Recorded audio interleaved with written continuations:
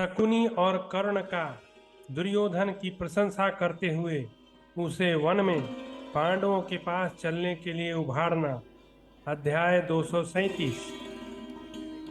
वैशंपायन जी कहते हैं, जन्मेजय, धृतराष्ट्र के पूर्वोक्त वचन सुनकर उस समय कर्ण सहित शकुनी ने अवसर देखकर दुर्योधन से इस प्रकार कहा। भरतनंदन, तुमने अपने पराक्रम से पांडव वीरों को देश निकाला देकर वनवासी बना दिया है। अब तुम स्वर्ग में इंद्र की भांति अकेले ही इस पृथ्वी का राज्य भोगो। राजन, पर्वत वन उद्यान एवं स्थावर जंगमों सहित यह सारी समुद्र पर्यंत पृथ्वी आज तुम्हारे अधिकार में है। नरेश्वर, पूर्व, दक्षिण, पश्चिम और उत्तर दिशा के सभी राजाओं को तुम्हारे लिए करदाता बना दिया है। राजन, जो दीप्तिमती श्री पहले पांडवों की सेवा करती थी, वही आज भाइयों सहित तुम्हारे अधिकार में आ गई है। महाराज, इंद्रप्रस्थ में जाने पर युधिष्ठिर के यहाँ हम लोग जिस राज्य लक्ष्मी को प्रकाशित होते देखते थे, वही आज तुम्हारे यहाँ उद्भासित होती दिखाई देती है। राजेंद्र, तुम्हारे शत्रु शीघ्र ही शोक से दिन दुर्बल हो गए हैं। महाबाहो, तुमने राजा युधिष्ठिर से इस लक्ष्मी को अपने बुद्धि बल से छीन लिया है, अतः अब तुम्हारे यहाँ यह प्रकाशित होती सी दिखाई दे रही है।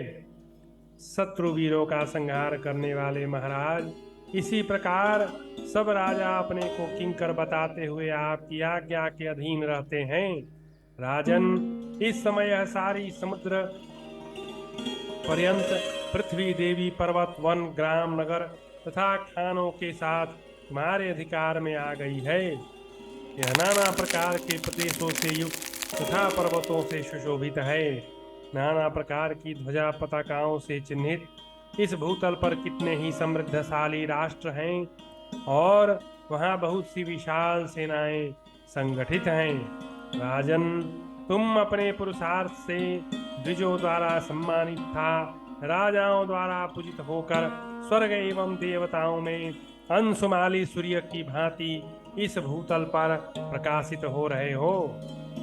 महाराज, जिस प्रकार रुद्रों से यमराज, मरुद्गणों से इंद्र तथा नक्षत्रों से उनके स्वामी चंद्रमा की शोभा होती है, उसी प्रकार कौरवों से घिरे हुए तुम शोभा पा रहे हो। जिन्होंने तुम्हारी आज्ञा का आदर नहीं किया था और जो तुम्हारे शासन में नहीं थे, उन पांडवों की दशा हम प्रत्यक्ष देख रहे हैं। वे राज्य लक्ष्मी से वंचित हो वन में निवास करते हैं। महाराज, सुनने में आया है कि पांडव लोग द्वैत वन में सरोवर के तट पर वनवासी ब्राह्मणों के साथ रहते हैं। महाराज, तुम उत्कृष्ट राज्य लक्ष्मी से सुशोभित होकर वहां चलो और जैसे सूर्य अपने तेज से जगत को संतप्त करते हैं, उसी प्रकार पांडु पुत्रों को संताप दो। इस समय तुम राजा के पद पर प्रतिष्ठित हो और पांडव राज्य से भ्रष्ट हैं। तुम श्री संपन्न हो, वे श्रीहीन हैं। तुम समृद्धशाली हो, वे निर्धन हैं। नरेश्वर, तुम इसी दिशा में चलकर पांडवों को देखो। पांडव तुम्हें नहुष नंदन याति की भांति महान वंश में उत्पन्न था परम मंगलमय स्थिति में प्रतिष्ठित देखें। प्रजापालक नरेश, पुरुष में प्रकाशित होने वाली जिस लक्ष्मी को उसके सुहृद और शत्रु दोनों देखते हैं, वही सबल होती है। जैसे पर्वत की चोटी पर खड़ा हुआ मनुष्य भूतल पर स्थित हुई सभी वस्तुओं को नीची और छोटी देखता है, उसी प्रकार जो पुरुष स्वयं सुख में रहकर शत्रुओं को संकट में पड़ा हुआ देखता है, उसके लिए इससे बढ़कर सुख की और क्या बात होगी। नृपश्रेष्ठ, मनुष्य को अपने शत्रुओं की दशा देखने से जो प्रसन्नता होती है, वह धन, पुत्र तथा राज्य मिलने से नहीं होती। हम लोगों में से जो भी स्वयं सिद्ध मनोरथ होकर आश्रम में अर्जुन को वलकल और मृगछाला पहने देखेगा, उसे कौन सा सुख नहीं मिल जाएगा।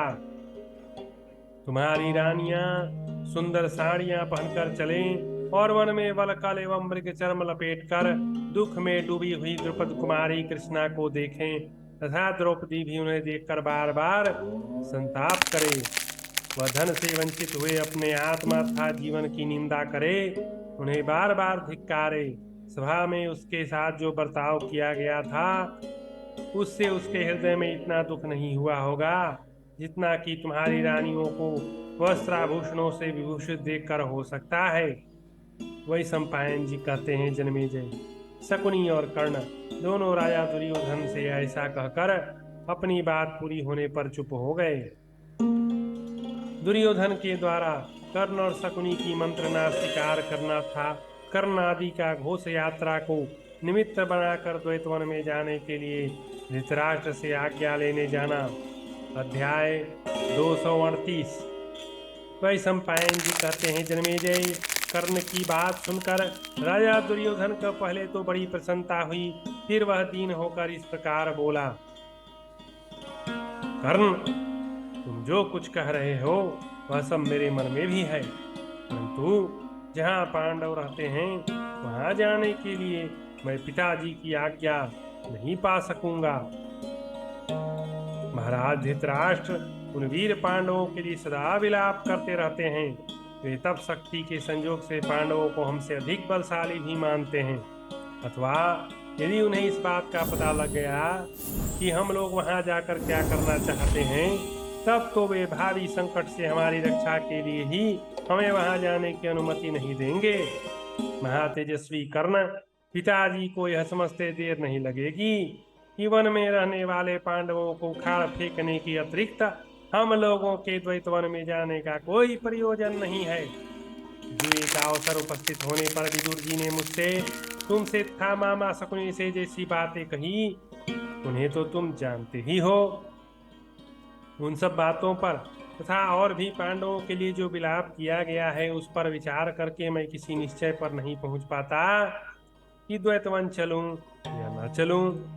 यदि मैं भीमसेन तथा अर्जुन को द्रौपदी के साथ वन में कलेश उठाते देख सकूं तो मुझे बड़ी प्रसन्नता होगी।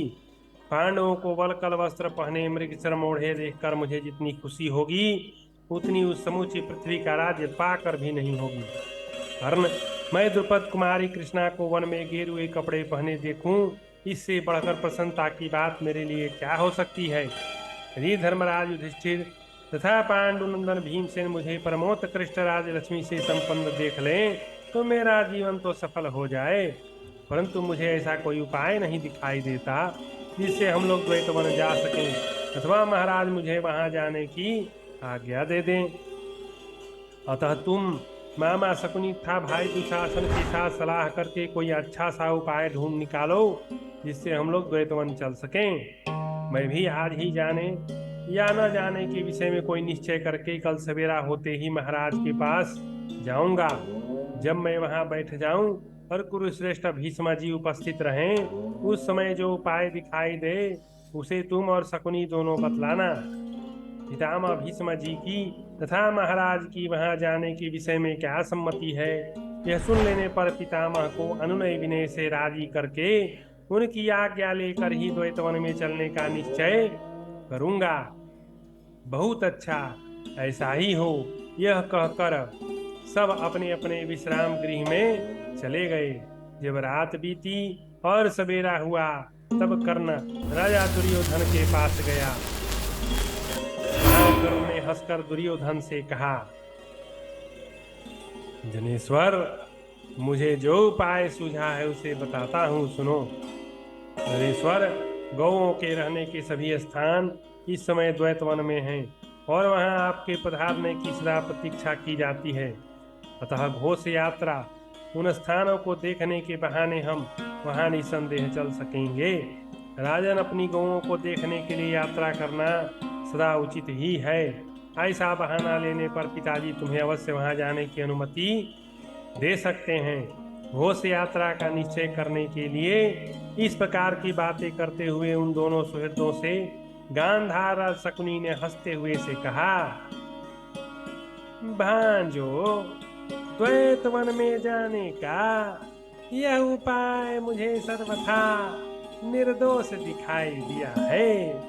इसके लिए राजा धृतराष्ट्र हमें अवश्य आज्ञा दे देंगे और वहां जाकर हमें क्या क्या करना चाहिए इसके विषय में कुछ समझाएंगे भी। नरेश्वर, गौओं के रहने के सभी स्थान उस समय द्वैतवन में ही हैं और वहां तुम्हारे पधारने की सदा प्रतीक्षा की जाती है। अतः घोष यात्रा के बहाने वहां हम निसंदेह चल सकेंगे।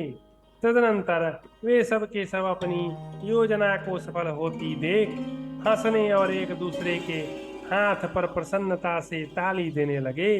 फिर यही निश्चय करके वे तीनों कुरुश्रेष्ठ राजा धृतराष्ट्र से मिले। कर्ण आदि के द्वारा द्वैतवन में जाने का प्रस्ताव, राजा धृतराष्ट्र की अस्वीकृति, शकुनी का समझाना, धृतराष्ट्र का अनुमति देना तथा दुर्योधन का प्रस्थान। अध्याय 238। वही सम्पायन जी कहते हैं, भरतनंदन जन्मेजय तदनंतर वे सब लोग राजा धृतराष्ट्र से मिले। उन्होंने राजा की कुशल पूछी तथा राजा ने उनकी। उन लोगों ने समंग नामक एक ग्वाले को पहले से ही सिखा पढ़ा कर ठीक कर लिया था। उसने राजा धृतराष्ट्र की सेवा में निवेदन किया, महाराज आजकल आपकी गौएं समीप ही आई हुई हैं। जन्मेजय, इसके बाद कर्ण और शकुनी ने राजाओं में श्रेष्ठ जननायक धृतराष्ट्र से कहा, गुरुराज, इस समय हमारी गौओं के स्थान रमणीय प्रदेशों में हैं। यह समय गौओं और बछड़ों की गणना करने तथा उनकी आयु, रंग, जाति, नाम ब्यौरा लिखने के लिए भी अत्यंत उपयोगी है।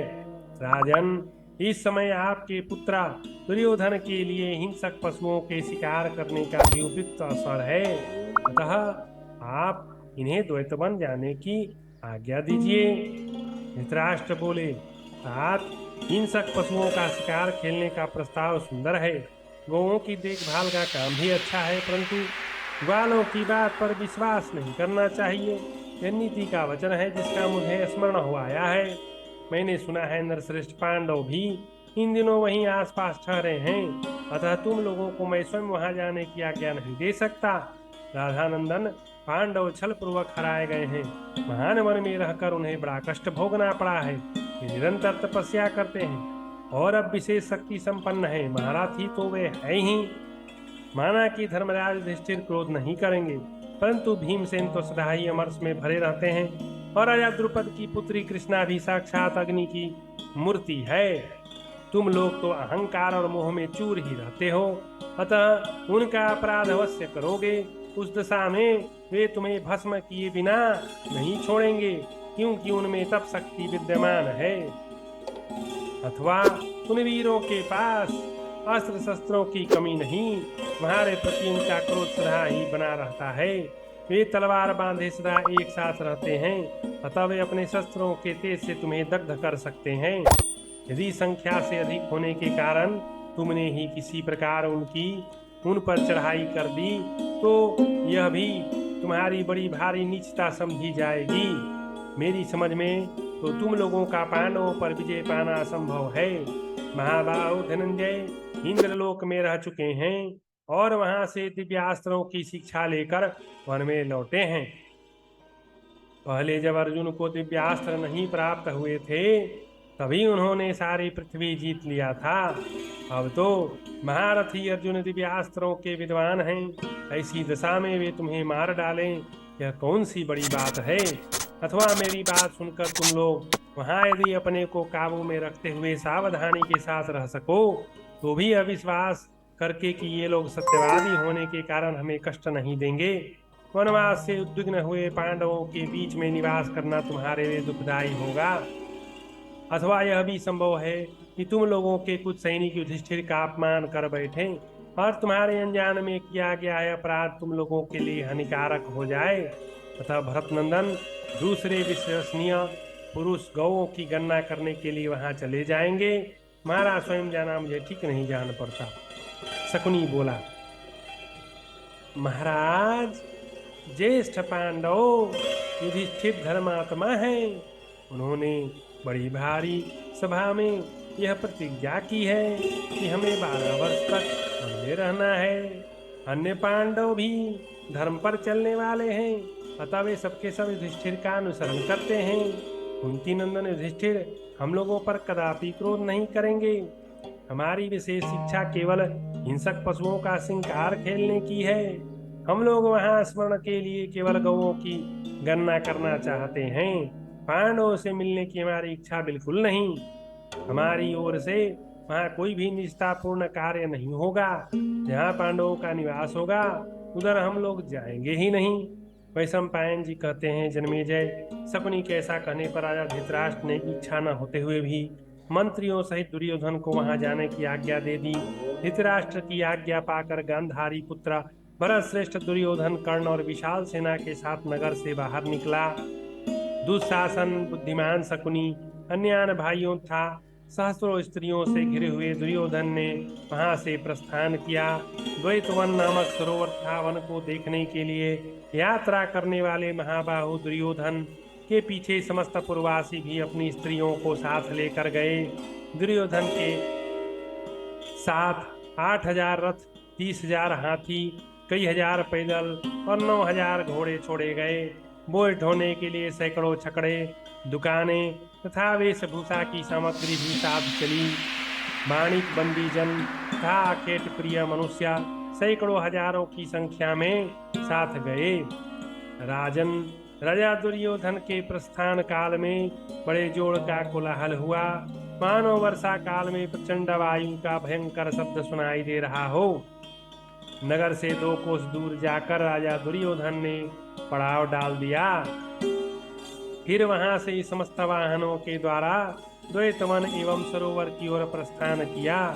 इस प्रकार श्री महाभारत वन पर्व के अंतर्गत घोष यात्रा पर्व में दुर्योधन प्रस्थान विषयक 239वां अध्याय पूरा हुआ।